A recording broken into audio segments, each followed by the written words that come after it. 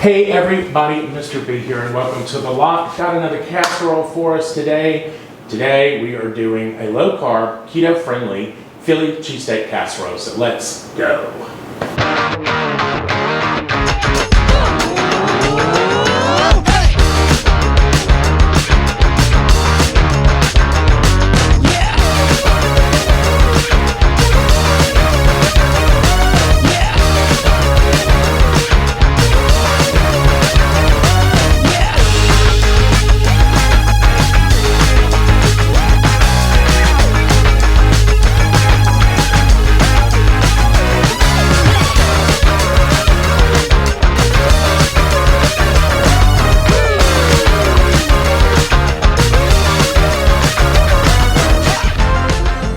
Alright guys, let me show you what you're going to need for this thing. Super easy, and I've already done the prep so you don't have to sit here and watch me chop shit today.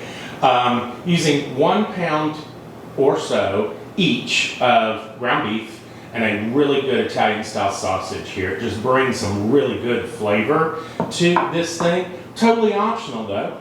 You could use just beef, just sausage, or you could even shave up some, chuck or some ribeye if you're so inclined. Go for it, kids.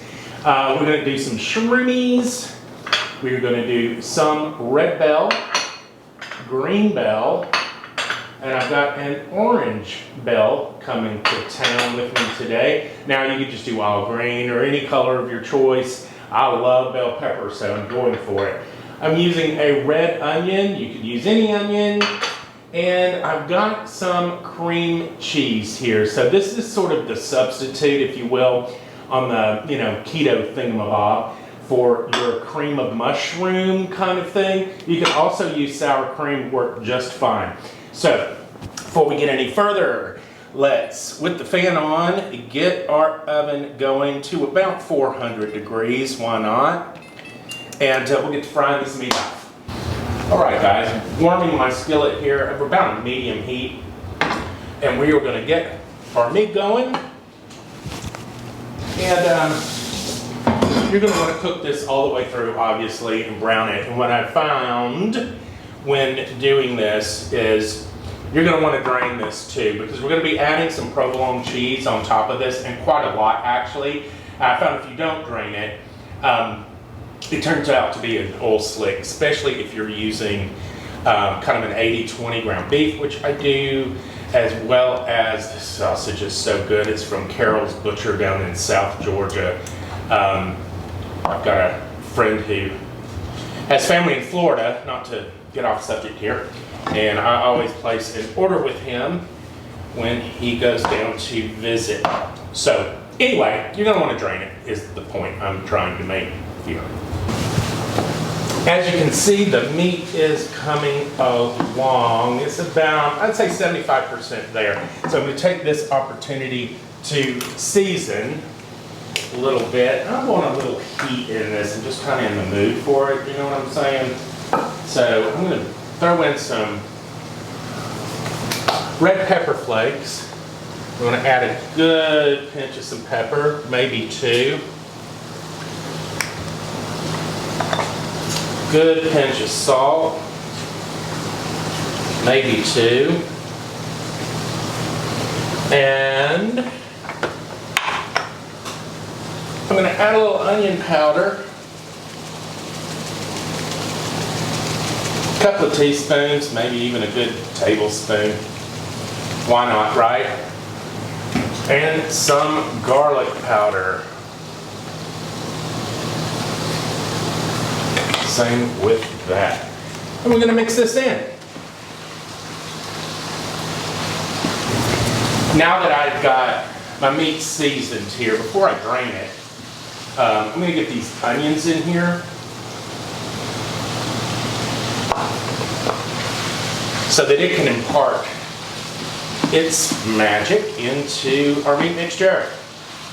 And we're going to let this go probably 5-6 minutes or so to let these onions kind of soften, cook down, and again impart their flavor into our meat.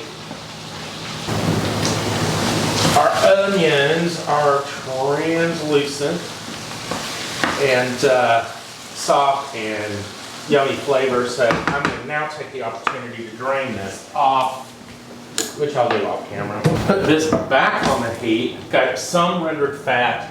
I'm going to throw maybe just a wedge or so, some olive oil. In goes peppers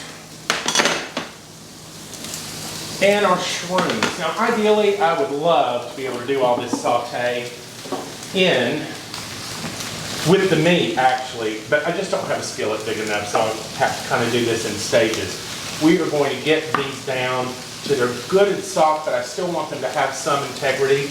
And let's season this layer with a pinch of pepper and, sorry for the elbow, a pinch of salt, and incorporate.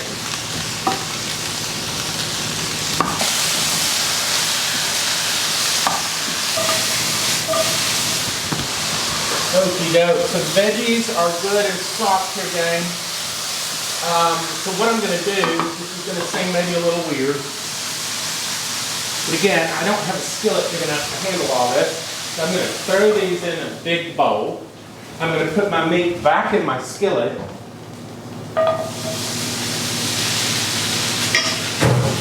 Right? Adding the cream cheese to our meat, kind of in cubes. This is softened, by the way.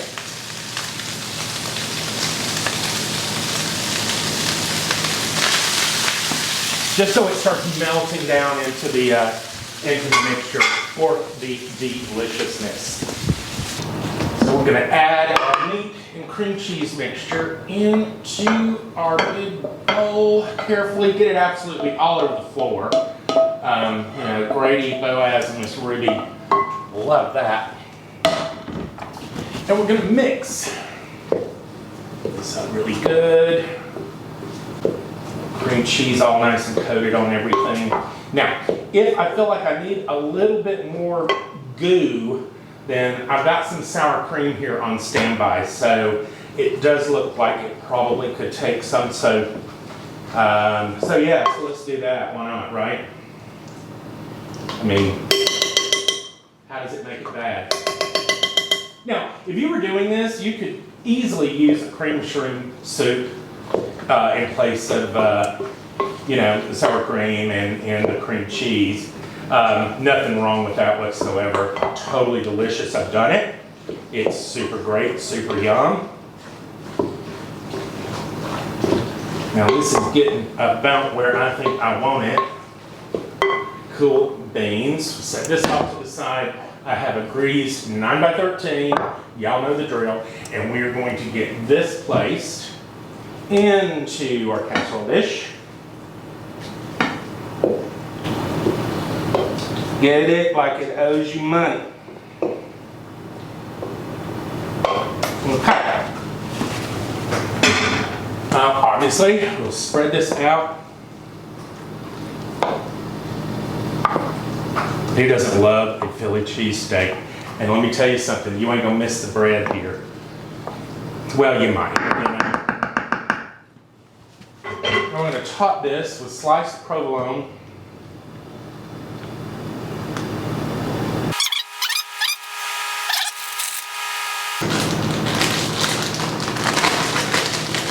All right, we're going to bake this off. Again, that's 400 degrees Fahrenheit. And for about, I'm going to check it at 20 minutes because I am running the fan. So until it's bubbly, which that's typically 20 to 30 minutes, right? So we'll get this in.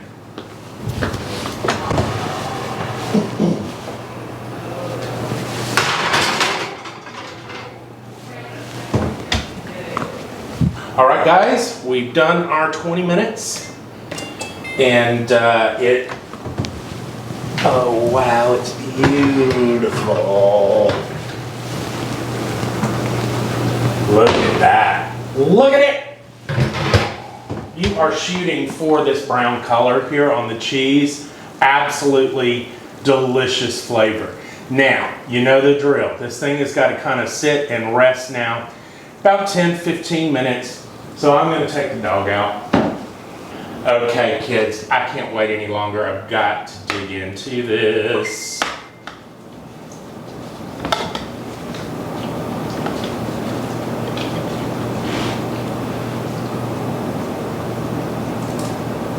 Look at that.